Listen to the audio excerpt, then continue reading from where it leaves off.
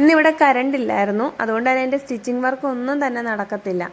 അപ്പോൾ എന്ത് ചെയ്യുന്ന ആലോചിച്ചപ്പോൾ എൻ്റെ റൂം ഒന്ന് ക്ലീൻ ആക്കണമെന്ന് വിചാരിച്ചിട്ട് കുറേ നാളായി. കാരണം ഒരുപാട് ഡസ്റ്റും പേപ്പറും എല്ലാം ഉണ്ടായിരുന്നു. അപ്പോൾ ഇന്നൊന്ന് ക്ലീൻ ചെയ്യാമെന്ന് വിചാരിച്ചു. അതുപോലെ തന്നെ ആ മെഷീൻ ഇട്ടിരിക്കുന്ന ഫ്ലോറിൽ ഈ ഒരു സ്റ്റിക്കറും കൂടെ ഒട്ടിക്കാമെന്നാണ് വിചാരിച്ചിരിക്കുന്നത്. ഈ ഒരു സ്റ്റിക്കർ ഇവിടെ അടുത്തൊരു ഷോപ്പിൽ നിന്നാണ് മേടിച്ചിട്ടുണ്ടായിരുന്നത്. അപ്പോൾ ഇതെല്ലാം ഒട്ടിച്ചതിന് ശേഷം മെഷീനൊക്കെ അത് സെറ്റ് ചെയ്തിട്ടുണ്ടായിരുന്നു. എനിക്ക് ഭയങ്കരമായിട്ട് ഇഷ്ടപ്പെട്ടു. നല്ല നീറ്റ് ആൻഡ് ക്ലീൻ ആയിട്ടുണ്ടായിരുന്നു.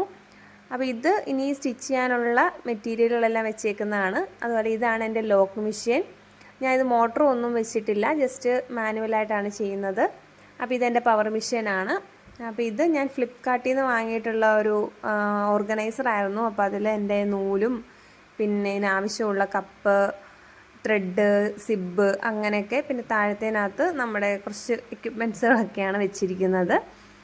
അപ്പോൾ ഇനി ആയിരിക്കുന്നത് എനിക്കിനി തയ്ക്കാനുള്ള തുണിയാണ്. കട്ട് ചെയ്ത് കൊണ്ടുവന്ന് ഞാൻ ഇന്ന് തയ്ക്കണം എന്നും കൊണ്ട് കൊണ്ടുവന്നതാണ്.